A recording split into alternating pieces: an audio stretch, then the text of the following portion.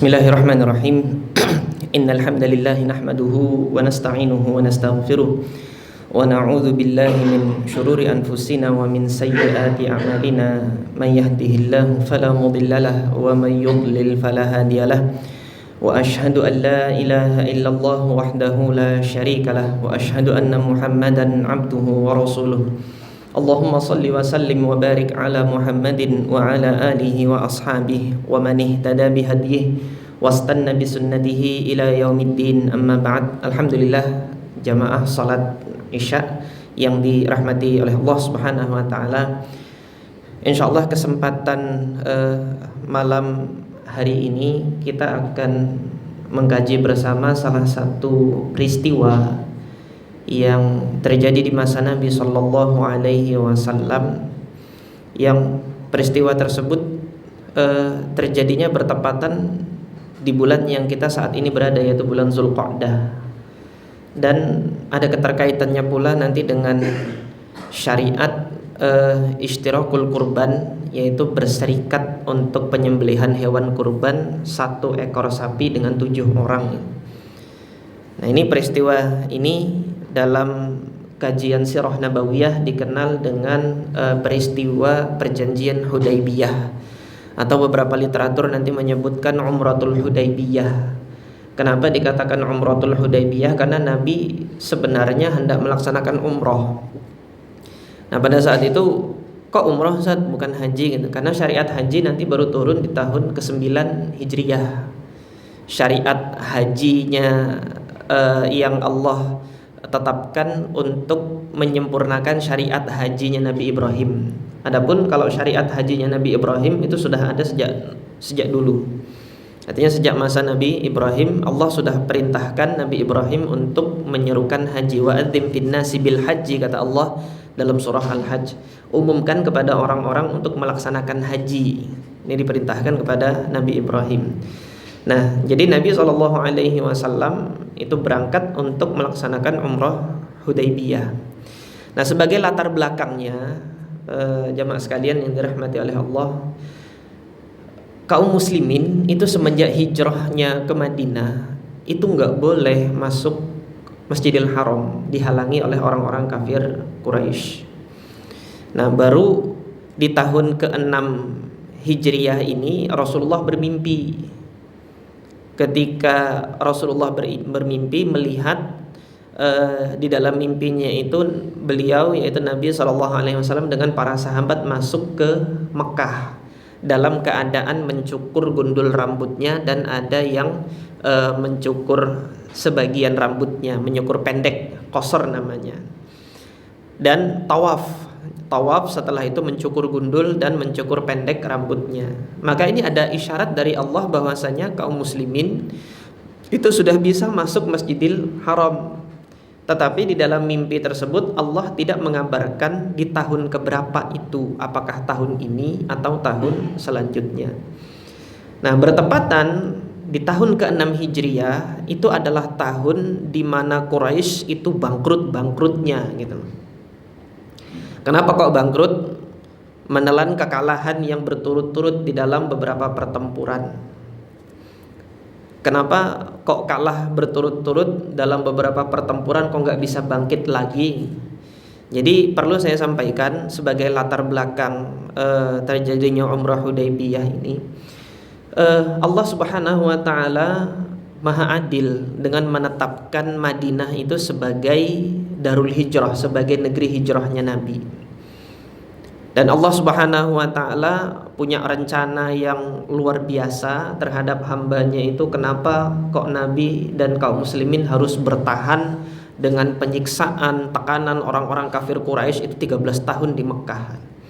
Karena Allah Subhanahu wa taala hendak memberikan pukulan yang teramat sangat parah nanti dengan orang-orang kafir Quraisy. Ini salah satu hikmahnya.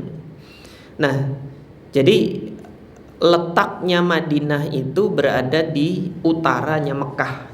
Jadi nanti kalau jamaah sekalian lihat dalam peta, Mekah itu di selatan, Madinah itu di utara.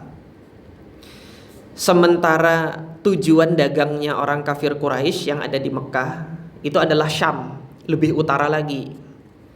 Sehingga ketika orang Quraisy ini hendak menuju tujuan dagangnya ke Syam yang berada di utara, itu harus melewati wilayah sekitaran Madinah.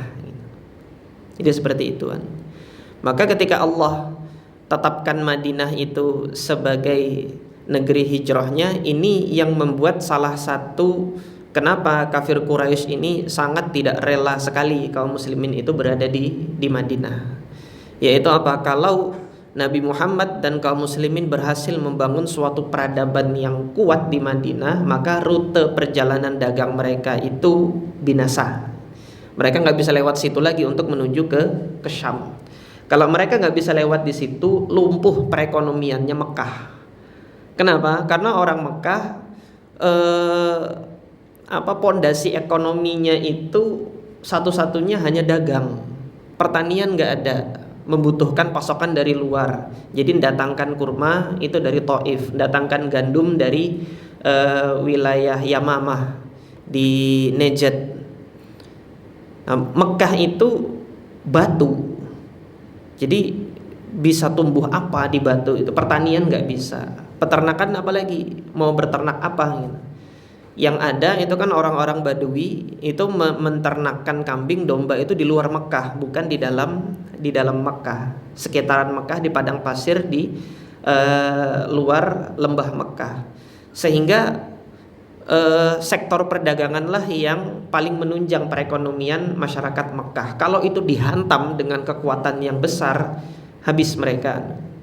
Maka di tahun kedua Hijriah Allah takdirkan izinkan kaum muslimin untuk berperang pada saat rombongan dagangnya Abu Sufyan itu hendak pergi ke Syam, dicegat oleh Nabi SAW. Nah, nanti mungkin sebagian akan bertanya-tanya, kok boleh Islam mencegat rombongan dagang itu? Apa bukan tindakan perampokan? Tidak. Ini satu bentuk upaya shock terapi ketika kaum muslimin dilarang masuk ke Masjidil Haram. Masjidil Haram itu milik bersama gitu kan, milik bangsa Arab gitu. Tapi secara sepihak kafir Quraisy melarang pengikutnya Nabi Muhammad untuk melakukan ibadah di Masjidil Haram. Artinya ada posisi tawar-menawar. Kalau Anda masih menghalangi kami masuk Masjidil Haram, kami bisa menghalangi rute dagang Anda gitu loh. Rute dagang Anda itu lewat wilayah kami. Jadi seperti itu. Maka kuat-kuatan pada saat itu, sehingga terjadi pertempuran Badar. Terjadi pertempuran Badar, Allah berikan kemenangan bagi kaum muslimin. Ini pukulan telak. Harta dagang masih ada, cukup untuk balas dendam, cukup. Tahun depan terjadi pertempuran Uhud. Tujuannya harus Nabi Muhammad itu mati. Tujuannya kafir Quraisy, tetapi Allah masih selamatkan Nabi Muhammad di pertempuran Uhud tidak sampai mati. Harta biaya perang yang terlalu besar ini memberikan hasil yang sia-sia bagi kafir Quraisy. Habis banyak, boncos dia kan, tapi Nabi Muhammad belum mati gitu. Nah, mutar otak lagi sisa dagang sisa hartanya ini, maka harus beri pukulan yang sangat kuat. Nah, Allah takdirkan pada saat itu Yahudi Bani Nadir barusan diusir dari Madinah karena pengkhianatan. Akhirnya Yahudi Bani Nadir ini berkomplot dengan Quraisy membentuk suatu aliansi pasukan besar. Jadi diajak kabilah-kabilah lain, dalam bagian besarnya adalah Ghatafan, karena ini sekutunya Yahudi Bani Nadir, ikut bergabung dalam koalisi pasukan besar. Terjadi dimobilisasi pasukan dalam bentuk besar, itu terkumpul 10.000 pasukan siap untuk menyerang Madinah. Sementara di Madinah itu kekuatan pasukan hanya 3.000 yang siap berperang. Jadi 10.000 lawan 3.000, kalau otak manusia memperkirakan habis yang 3.000 itu gitu. Tapi Allah punya kuasa pada saat itu. Allah utus Salman Al-Farisi yang baru datang dari Persia, memberitahukan kepada Nabi dan kaum muslimin, begini loh taktik perang itu yang sering dipakai oleh bangsa Persia ketika bertempur. Dibuat parit. Terjadilah perang Khandaq, perang Ahzab. Di situ kekalahannya kafir Quraisy di perang Ahzab ini menjadi pukulan yang besar bagi kafir Quraisy. Jadi sudah memobilisasi pasukan dalam jumlah banyak, logistik itu habis banyak, dana perang itu juga besar, tetapi mereka pulang dengan kerugian. Ini yang Allah kalamkan dalam Al-Quran surah Al-Ahzab itu, waraddallahu alladhina kafaru bighaidhihim lam yanalu khaira. Allah kembalikan orang-orang kafir itu dengan perasaan sangat jengkel, marah, karena tujuannya nggak berhasil, tidak mendapatkan apapun kebaikan, lam yanalu khaira. Tetapi bagi kaum muslimin Allah kalamkan apa? Wa kafallahul mu'minina al-qital. Orang-orang mukmin itu Allah cukupkan bertempur saja. Nanti hasilnya Allah yang ngasih. Pokoknya kamu bertahan, bertempur saja. Wa kafallahul mu'minina al-qital. Nah, ini kekuasaan Allah yang Allah tunjukkan bagi orang-orang kafir Quraisy pada saat itu dan bagi dunia hingga saat ini gitu. Yang menentang agama Allah, Allah Subhanahu wa taala akan beri kerugian yang besar seperti itu. Maka ketika sudah boncos, dana finansialnya itu sudah habis gitu, sudah lemah posisi saat itu, Allah berikan isyarat bagi Nabi Muhammad melalui mimpi gitu loh, kamu akan masuk Mekah dalam keadaan yang aman. Nah, Rasulullah dan kaum muslimin mengira tahun itulah, yaitu tahun ke-6, karena pertempuran Khandaq itu terjadi tahun ke-5, maka bertepatan 1 tahun setelahnya dianggap inilah tahun yang aman bagi kita untuk masuk ke Mekah. Nah, ternyata ketika sudah dipersiapkan segalanya, kaum muslimin ini sudah memakai pakaian ihram, Rasulullah itu berangkat dengan 1.400-an sahabat. Sebagian sumber ada yang menyatakan 1.500. 1.400 berangkat untuk melaksanakan umroh, tidak membawa senjata perang, tapi cukup membawa senjata untuk pengamanan di jalan saja. Berangkat Rasulullah dan pada saat itu ditemani oleh istri beliau Ummu Salamah. Nah, jadi ini kebiasaannya Nabi kalau keluar melakukan safar, Nabi itu mengqur'ah atau namanya mengundi istrinya siapa yang ikut dengan beliau. Pada saat itu istri Nabi itu baru siapa ya? Ibunda Saudah, Ibunda Aisyah, Ummu Salamah, kemudian Hafsah bintu Umar, dan yang kelima baru dinikahi oleh Nabi di tahun ke-5 Hijriah, yaitu Ibunda Zainab bintu Jahash, dan di tahun ke-6 sekitar 2 bulan sebelum peristiwa Hudaybiyah Nabi sudah menikahi Ibunda Juwairiyah. Pada saat itu masih 6 istrinya Nabi. Jadi ketika di Qur'ah diundi keluar nama Ummu Salamah, dan Ummu Salamah yang menemani Nabi SAW dalam perjalanan umrah Hudaybiyahnya ini ya.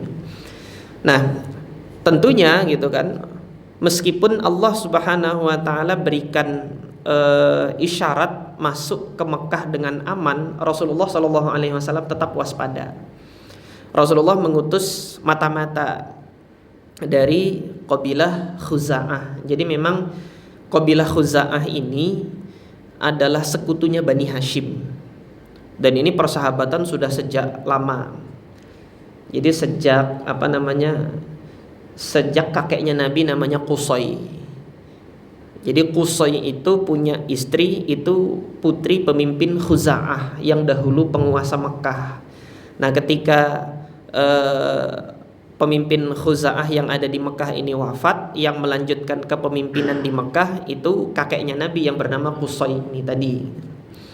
Nah, Qusay ini memiliki putra Abduddar, kemudian Abdul Manaf yang kedua, dan yang ketiga adalah Abdul Uzza.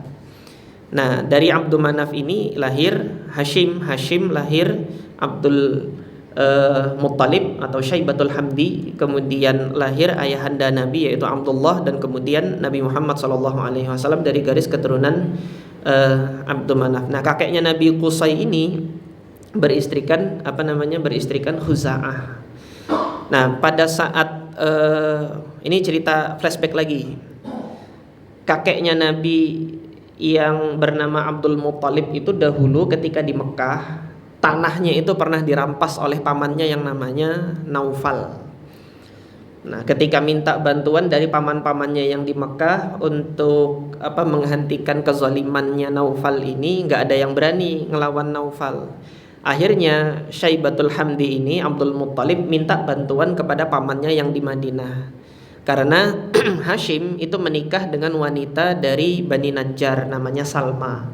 sehingga ada hubungan kekerabatan antara Nabi dengan Bani Najjar yang berada di Madinah dari suku Khazraj. Ketika minta bantuan paman-pamannya yang berada di mana, yang berada di Madinah itu, datanglah pamannya untuk meminta Naufal kembalikan tanah keponakanku ini. Sehingga kisah kepahlawanan pembelaannya Bani Najjar terhadap Abdul Muthalib kakeknya Nabi itu dikenal.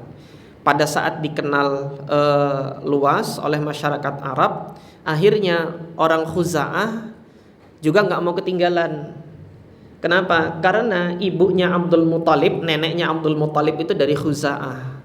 Kalau Bani Najjar berbangga untuk membela ponaannya karena ibunya itu dari Bani Najjar, maka kami dari Khuza'ah itu juga akan membela cucu kami yang ini. Sehingga mulai saat itu anak-anaknya Hashim itu dibela oleh suku Khuza'ah. Ada pertalian sekutu antara Bani Hashim dengan suku Khuza'ah. Nah, di sini Nabi SAW meminta salah satu dari tokoh suku Khuza'ah untuk menginformasikan gerakan-gerakannya orang Quraisy gitu. Jadi ketika Nabi itu jalan masuk mau ke Mekah, ada nggak respon dari orang-orang Quraisy upaya menghalangi dan lain sebagainya? Ternyata iya. Pada saat Nabi sudah berangkat itu bersama dengan kaum muslimin yang jumlahnya 1.400 tadi, tibalah informasi kepada Nabi bahwasanya orang-orang kafir Quraisy itu menghimpun sekutu-sekutunya yang dinamakan Al-Ahabish. Al-Ahabish ini sekutunya Quraisy dari kalangan Bani Harith, Bani Mustalik dan kabilah yang lainnya mengikat janji persekutuan di Jabal Hubshi namanya. Oleh karena itu disebut sekutunya Quraisy ini disebut dengan Al-Ahabish. Nah, sudah siap untuk menghalangi rombongan umrohnya Nabi Muhammad ini, dikabarkan kepada Nabi, tetapi Nabi SAW memilih untuk menghindar gitu. Jadi tidak melewati jalan utama. Terlebih lagi ketika Nabi itu sudah dekat di wilayah Zituwa, dapat kabar lagi bahwasanya Khalid bin Walid itu membawa pasukan berkuda 200 juga hendak menghadang gitu. Menghadang masuknya Nabi SAW ke Mekah. Nah, waktu itu Khalid bin Walid belum masuk Islam. Jadi setelah perjanjian Hudaybiyah ini baru nanti Khalid bin Walid itu hatinya tergerak untuk masuk Islam dan datang kepada Nabi untuk menyatakan keislamannya. Nah, intinya Nabi Muhammad SAW ketika berangkat dengan 1.400 pasukan itu mau masuk ke Mekah, dengar informasi mau dihadang seperti itu, Rasulullah minta pendapat para sahabatnya karena komitmen dari awal kita berangkat ini untuk ibadah bukan untuk perang. Menghindarlah, cari jalan yang lain meskipun itu lebih sempit. Nah, tetapi pada saat Nabi SAW itu mengambil jalan, mengambil sebelah kanan itu kan, dari jalan utama itu mengambil arah sebelah kanan untuk jalan yang lebih sempit. Ketika sudah sampai di turunan menuju ke Hudaybiyah, untanya Nabi SAW itu tiba-tiba duduk. Nama untanya Nabi itu Qaswa gitu. Nah, ketika duduk tiba-tiba duduk tanpa ada sebab, para sahabat itu mengatakan ini untanya kelelahan atau apa gitu, atau ngambek gitu kan. Tapi Nabi mengatakan pada saat itu dia tidak kelelahan dan bukan kebiasaannya Qaswa. Nama untanya Nabi itu kan bukan kebiasaannya Qaswa itu ngambek nggak mau jalan, sebenarnya bukan kebiasaan. Walakinnahu habasaha bisul fil, kata Nabi. Dia dihalangi oleh makhluk Allah yang dahulu juga menghalangi tentara bergajah itu masuk ke Mekah. Jadi gajahnya Abrahah dulu kan ketika masuk di perbatasan itu berhenti tanpa sebab, langsung duduk tunduk dengan penuh ketakutan. Ini untanya Nabi juga begitu. Artinya sudah ada isyarat dari Allah tahun itu memang nggak boleh masuk gitu loh. Nabi Muhammad dan kaum muslimin memang tidak boleh masuk pada saat itu. Ini isyarat dari Allah Azza wa Jalla. Dan nanti akan kita lihat hikmahnya ini. Nah, pada saat kondisi yang seperti itu Nabi tidak bisa masuk, salah satu tokoh Khuza'ah namanya Budail bin Waraqah itu menemui Nabi dan menawarkan untuk menjadi mediator, menyampaikan kepada petinggi-petinggi kafir Quraisy pada saat itu tentang maksud kedatangan Nabi. Sampaikan kepada mereka, kami datang untuk ibadah, bukan untuk berperang. Disampaikan oleh Budail bin Waraqah ini. Tetapi karena posisinya Budail bin Waraqah ini sebagai mediator, perantara, jadi tidak memihak kepada Nabi Muhammad dan tidak memihak pula kepada Quraisy, hanya sebagai penyampai pesan. Apa yang didapat dari Quraisy sampaikan pula kepada Rasulullah. Dan proses seperti ini, proses mediasi antar kedua belah pihak ini terjadi berlanjut. Tokoh-tokoh yang lain kemudian menawarkan diri kepada Quraisy, aku yang nyampaikan kepada Nabi gitu. Ada namanya Mukris Ibn Hafs menyampaikan keinginannya, sudah aku saja yang memediasi. Tetap Quraisy tidak mau untuk mempersilahkan Nabi Muhammad untuk masuk. Sampai akhirnya Nabi Muhammad utus sendiri utusan resmi dari beliau. Karena orang-orang kafir Quraisy ini bimbang gitu kan. Kalaunya mau kami tahan nanti jadi pertempuran, kalau jadi pertempuran kita nggak siap tempur gitu kan. Tetapi kalau kami persilahkan masuk, gengsi kita taruh di mana gitu loh. Orang kafir Quraisy gengsi. Artinya kan perjuangan selama 6 tahun akhirnya kalah kalau mengakui Nabi Muhammad itu masuk ke Mekah dengan aman. Di mana harga diri kita gitu. Nah itu antara dua itu kebimbangan siapa? Kebimbangan kafir Quraisy pada saat itu. Nah melihat tidak ada hasil, Nabi Muhammad utusan resmi datang ke Quraisy, sampaikan maksud kedatangan kita ini. Yang pertama dipilih siapa? Sahabat Umar bin Khattab yang dipilih. Umar berangkat. Tapi kata Umar bin Khattab, wahai Rasulullah gitu kan, kalau saya masuk Mekah tidak ada Bani Ka'ab ibn Adi yang membela saya, berani menumpahkan darahnya untuk membela saya gitu kan. Tetapi kalau engkau utus Utsman, keluarganya Utsman itu dari Bani Umayyah masih banyak yang mau pasang badan untuk membela Utsman, meskipun Utsman itu seorang muslim. Jadi keluarga-keluarganya dari Bani Umayyah yang masih kafir di Mekah itu fanatisme kekeluargaannya masih lebih kuat gitu loh. Kalau Utsman yang engkau utus masih ada keluarganya yang bisa melindungi dia di dalam. Maka akhirnya dipilihlah sahabat Nabi Utsman bin Affan yang masuk ke Mekah. Nah, karena petinggi Mekah kafir Quraisy pada saat itu yang paling diunggulkan itu Abu Sufyan. Abu Sufyan dari Bani Umayyah gitu. Abu Sufyan Sakhar ibn Harb ibn Umayyah ibn Abdisyam ibn Abdi Manaf. Jadi Umayyah bin Abdisyam. Nah sementara Utsman bin Affan ini beliau adalah Utsman ibn Affan ibn Abil As ibn Umayyah ibn Abdisyam ibn Abdi Manaf. Ketemu di Umayyah bin Abdisyam bin Abdi Manaf. Artinya masih keluarga dengan Abu Sufyan. Nah petinggi Quraisy yang ada di Mekah saat ini itu dari kalangan Bani Umayyah, maka diutuslah Utsman bin Affan dari Bani Umayyah juga untuk masuk ke dalam melakukan negosiasi. Nah, masuk Sayyidina Utsman melakukan negosiasi, disambut oleh sepupu beliau Aban ibn Sa'id pada saat itu, sama-sama dari Bani Umayyah, ditemani dan kemudian dilindungi untuk mendatangi petinggi Quraisy. Hanya pada saat itu lama siapa? Utsman bin Affan ini kok nggak balik-balik, padahal tugasnya dari Nabi sampaikan pesan gitu. Nah, boleh jadi lamanya itu ya karena itu tadi kafir Quraisy ini bimbang mau dikasih masuk kah enggak gitu kan. Jadi berpikirnya tuh lama gitu loh kafir Quraisy. Ini antara menjaga gengsi dengan realitanya kita sudah nggak bisa perang lagi gitu loh. Akhirnya diambil satu keputusan gencatan senjata gitu. Lakukan perjanjian damai, minimal untuk jaga gengsi tahun ini jangan masuk, tahun depan aja kalau memang mau masuk. Nah itu loh.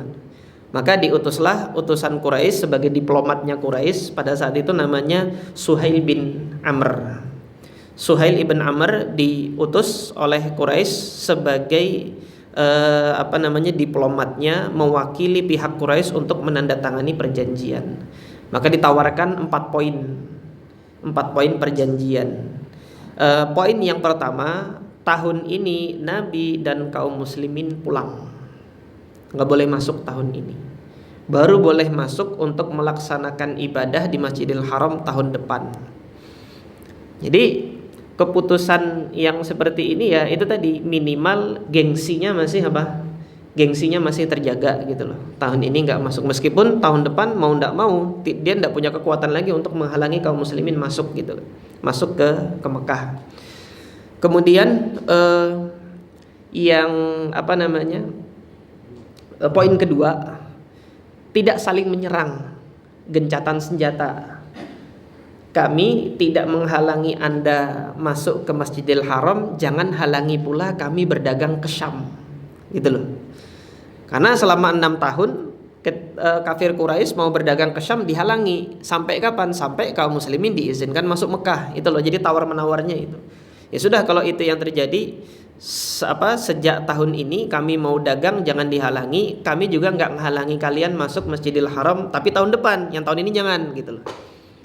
Ini kalau dari satu sisi kan nggak adil gitu kan. Tapi Nabi Muhammad SAW, karena Allah sudah berikan kabar gembira melalui mimpi, itu kemenangan besar penaklukan Mekah tidak lama lagi akan ada. Jadi diturutin aja sama Nabi, iya nggak apa-apa. Meskipun seolah tidak adil, nah, di hadapan para sahabat ini nggak adil banget gitu loh. Di hadapan para sahabat. Kemudian poin yang tadi kan gencatan senjata itu selama 10 tahun tidak saling menyerang. Kemudian poin yang ketiga, dibuka pintu seluas-luasnya bagi elemen masyarakat Arab yang mau ikut kubunya Nabi Muhammad dan ikut kubunya Quraisy, gitu loh. Bersekutu dengan Nabi Muhammad silahkan, bersekutu dengan Quraisy silahkan. Tidak dihalangi lagi oleh Quraisy untuk bisa bergabung bersekutu dengan Nabi Muhammad dan bersekutu dengan Quraisy. Nah, kalau dia memilih untuk bersekutu dengan Nabi Muhammad, ikut semua poin perjanjian yang sudah disepakati di situ. Artinya tidak saling menyerang. Kalau nanti ada satu suku ikut sama Nabi Muhammad, nggak boleh nyerang suku yang ikut dalam pihaknya Quraisy. Jadi seperti itu. Nah, Khuza'ah sebagai elemen non Quraisy gitu, tetapi punya ikatan emosional sejak lama dengan Nabi Muhammad, ikut kubunya Nabi Muhammad karena dia punya ikatan emosional dengan Bani Hashim. Bergabunglah kepada pihaknya Nabi Muhammad. Khuza'ah ini punya musuh bebuyutan dulu. Kalau di Madinah itu Aus dan Khazraj saling berperang, Khuza'ah ini punya musuh bebuyutan Bani Bakar, punya dendam lama gitu. Bani Bakar melihat Khuza'ah gabung ke kubunya Nabi Muhammad, Bani Bakar gabung ke kubu lawannya yaitu ke Quraisy. Nah, nanti terjadi konflik antara Khuza'ah dan Bani Bakar, ini yang menjadikan sebab Fathu Makkah nanti di tahun ke-8 Hijriah. Tapi ceritanya masih lama. Sekarang kita Umrah Hudaybiyah dulu. Perjanjian Hudaybiyah. Sampai berapa tadi poin? Poin yang ketiga. Jadi pihak manapun silahkan, mau gabung sini silahkan, mau gabung sini juga silahkan. Nah, poin keempat. Ini yang paling membuat kaum muslimin gak terima. Isinya apa poin keempat itu? Kalau ada seorang muslim yang masuk Islam di Mekah, ingin hijrah dan bergabung dengan Nabi Muhammad di Madinah, jika tidak diizinkan oleh walinya, maka kewajiban Nabi Muhammad mengembalikannya kepada walinya. Jadi di Mekah ini banyak sudah yang masuk Islam, tetapi dominasi keluarganya itu masih menahan mereka sehingga mereka menyembunyikan keislamannya. Nah, salah satunya itu putranya Suhail bin Amr sendiri yang menjadi negosiatornya Quraisy, ini namanya Abu Jandal. Itu sampai dipasung, dibelenggu gitu loh, nggak boleh kemana-mana.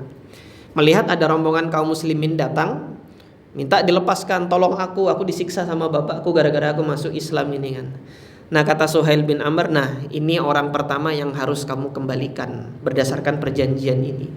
Nah, kata Rasulullah, loh belum aja ditulis gitu kan, belum aja ditanda tanganin, kok sudah sudah ada orang pertama yang harus dikembalikan sesuai dengan perjanjian itu gitu kan. Kata Suhail, kamu mau nggak? Kalau nggak, ya kita batalkan perjanjian ini gitu. Akhirnya Rasulullah menuruti permintaannya Suhail bin Amr itu.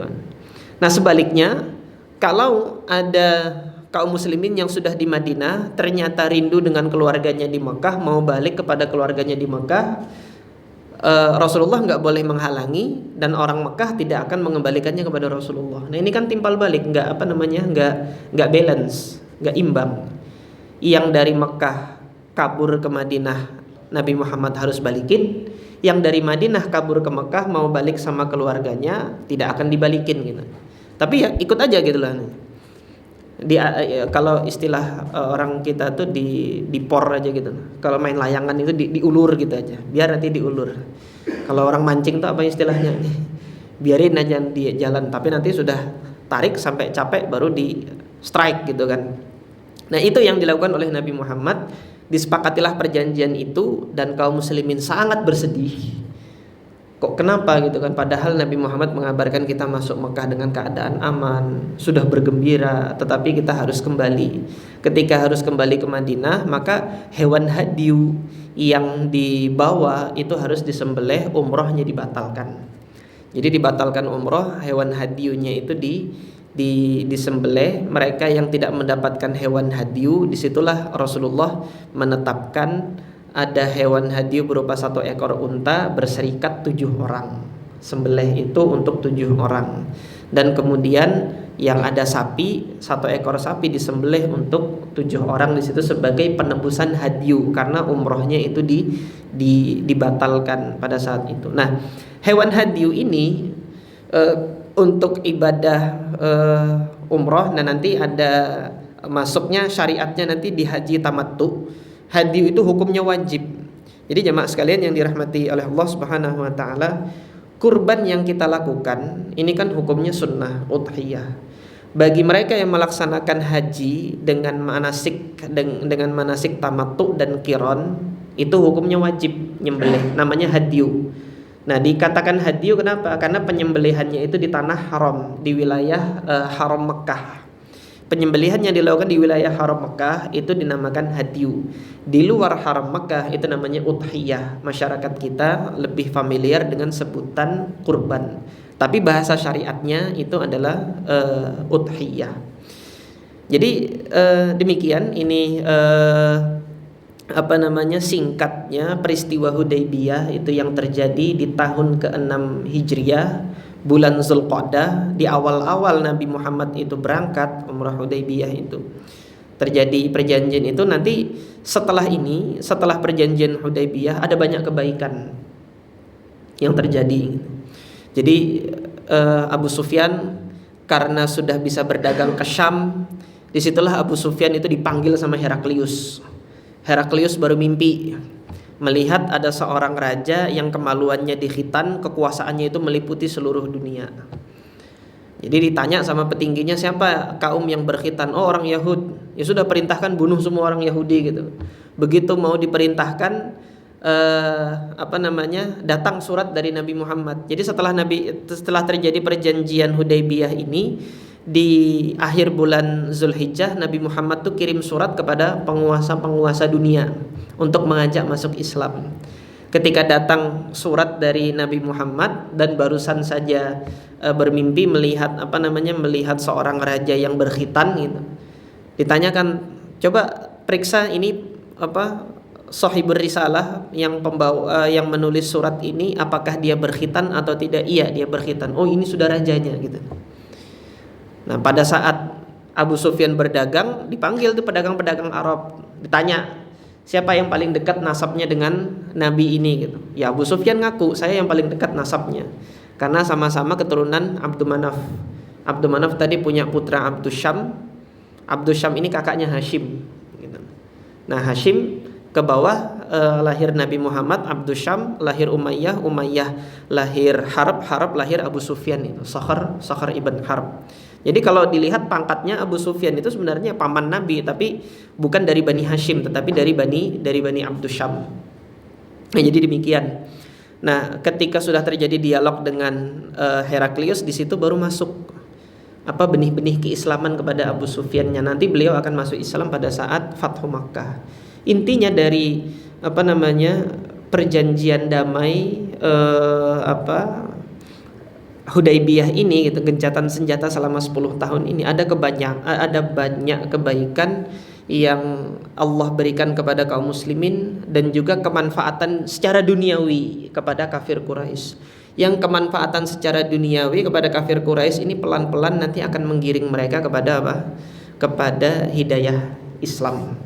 Ini singkatnya yang bisa saya sampaikan, karena amanah tadi yang saya berikan ada waktu untuk tanya jawab ya nih, jamaah sekalian. Silahkan bagi jamaah sekalian jika ada hal-hal yang didiskusikan atau kemudian ditanya jawabkan, kami persilahkan.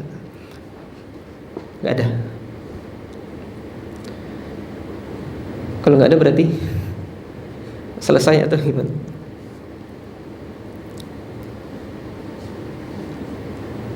Cukup berarti nggak ada. Oh, tidak ada. Ya. Waalaikumsalam warahmatullahi wabarakatuh.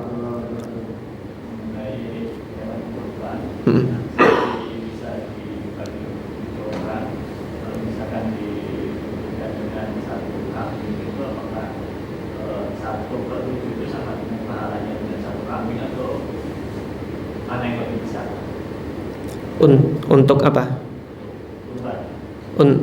Yang ditanyakan pahalanya atau mana yang lebih utama gitu ya.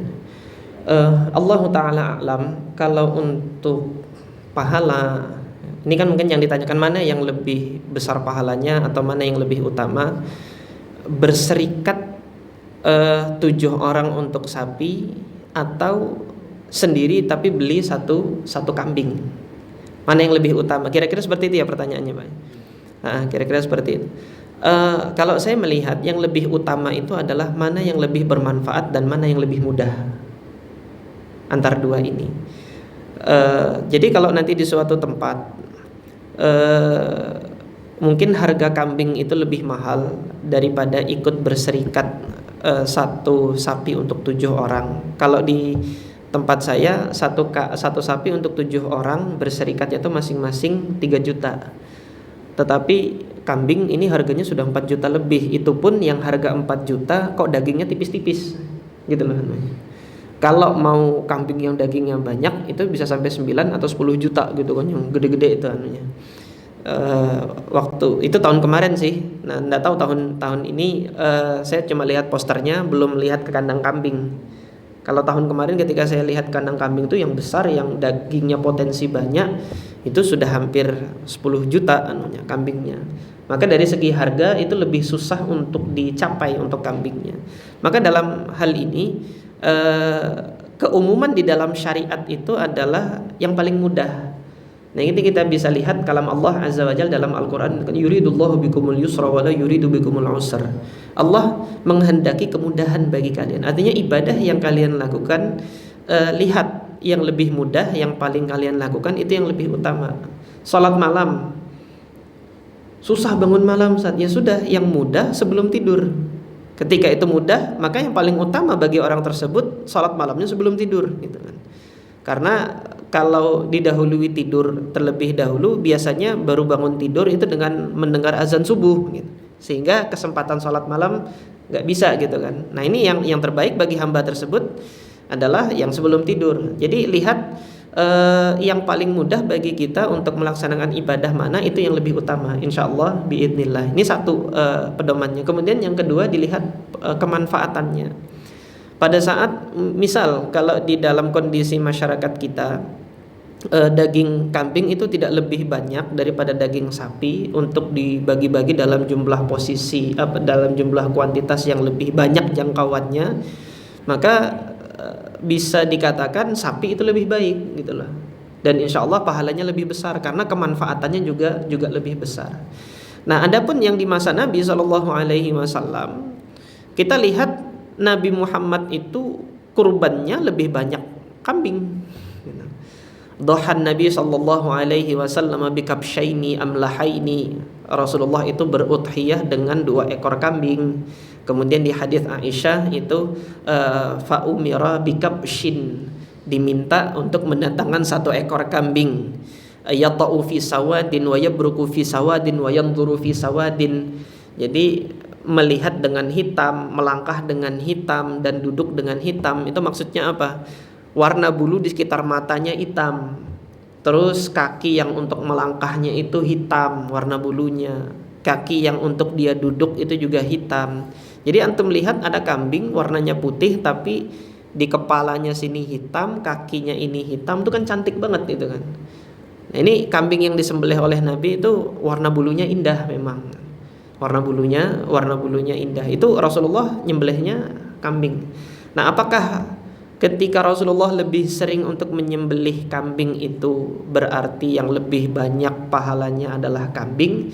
Belum tentu. Jadi kita lihat spirit atau maqasidnya. Karena yang paling mudah didapati di Madinah pada saat itu boleh jadi kambing, dan yang lebih disukai oleh masyarakat Madinah pada saat itu kambing. Nah, untuk beternak sapi di masa itu jarang untuk didapati. Jadi sapi itu kan didatangkan dari Yaman. Pada saat Nabi SAW haji wada, itu kan Ali bin Abi Thalib dari Yaman membawa unta dan sapi untuk hewan hadyu.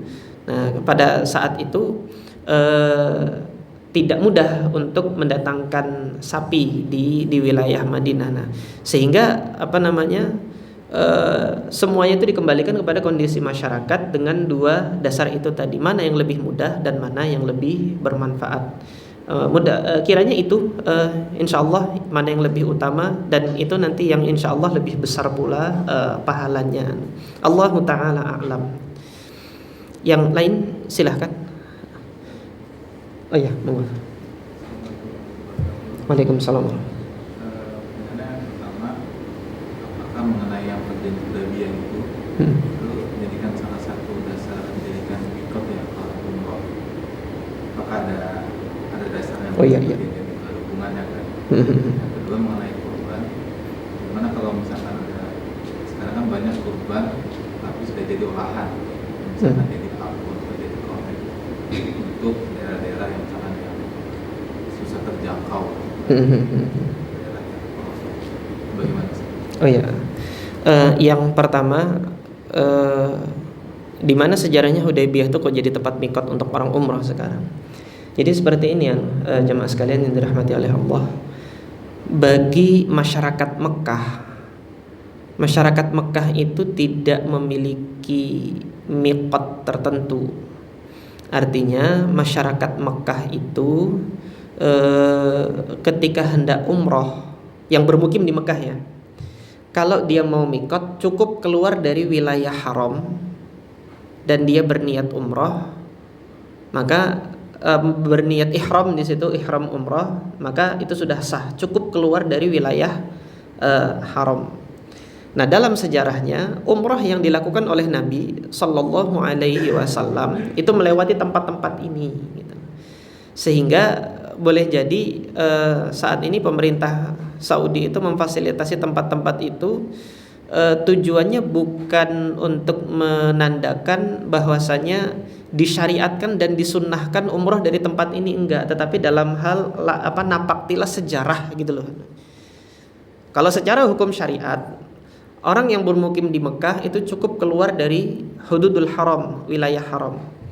Jadi kalau nanti dia tinggalnya di Aziziyah, di Aziziyah itu sudah keluar wilayah haram, yang mana pemondokan jamaah haji Indonesia kan lebih banyak di Aziziyah.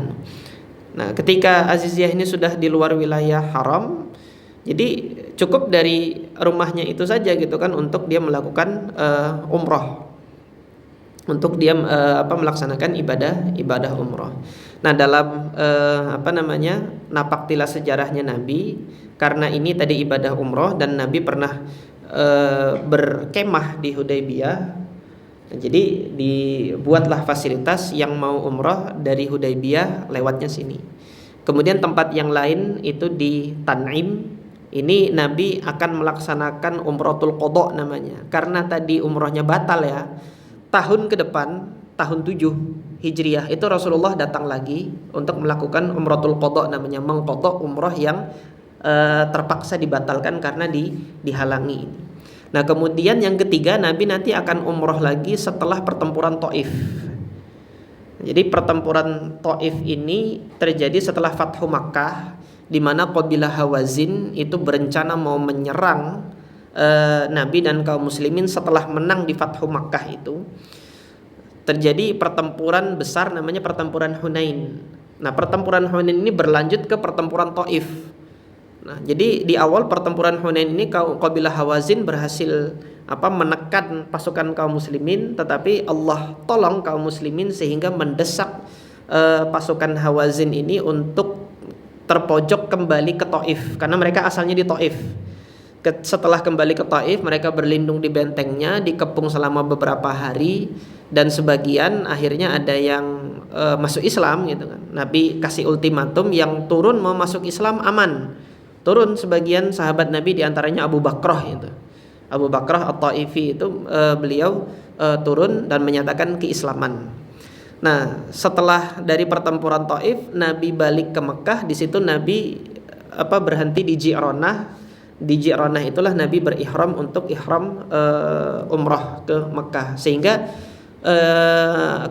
jamaah haji sekarang itu yang dikenal, kita nyoba di Tanim atau di Ji'ronah gitu kan. Ji'ronah itu yang paling jauh dia anunya. Pos pengambilan mikot umroh yang paling jauh dari dari wilayah Mekah.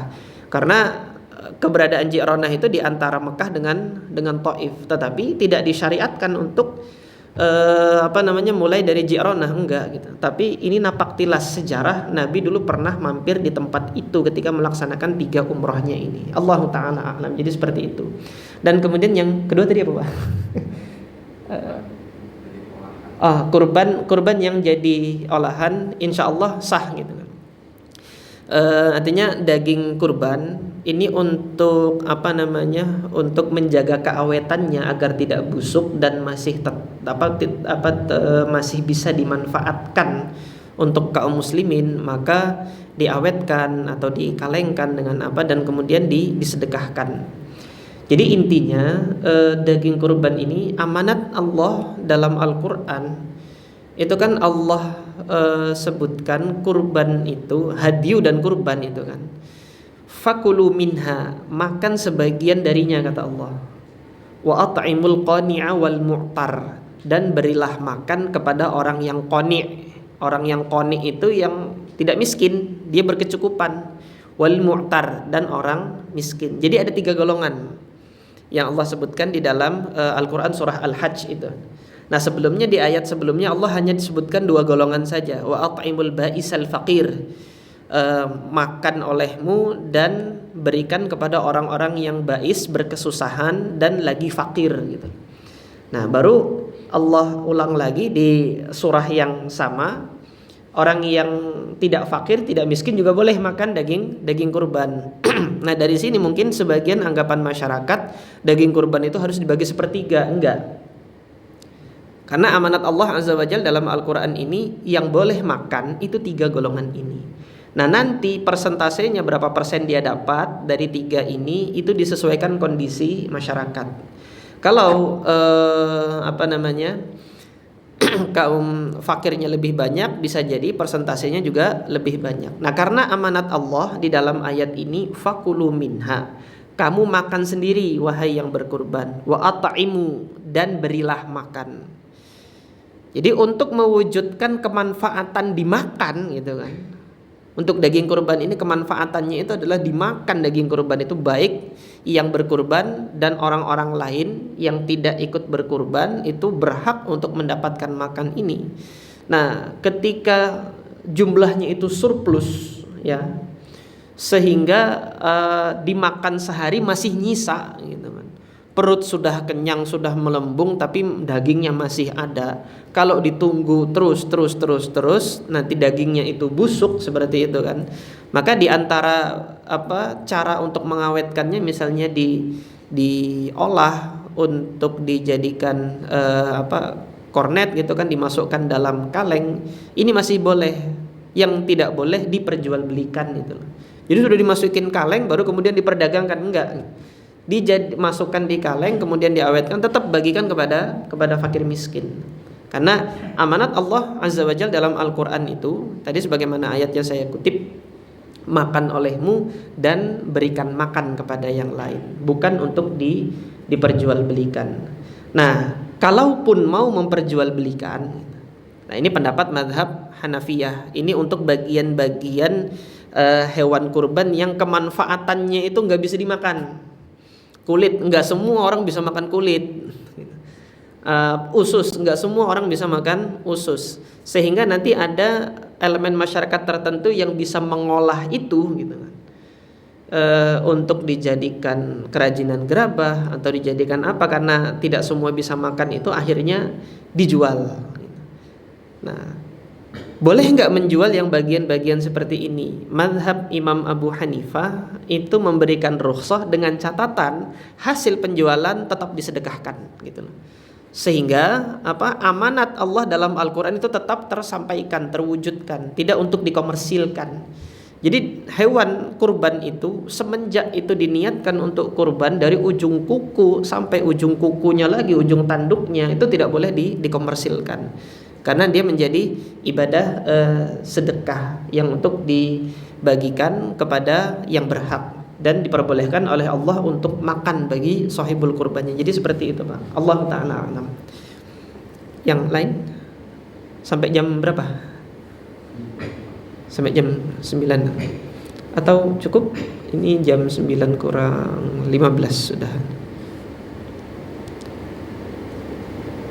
Untuk kajian fikih ada kan ya?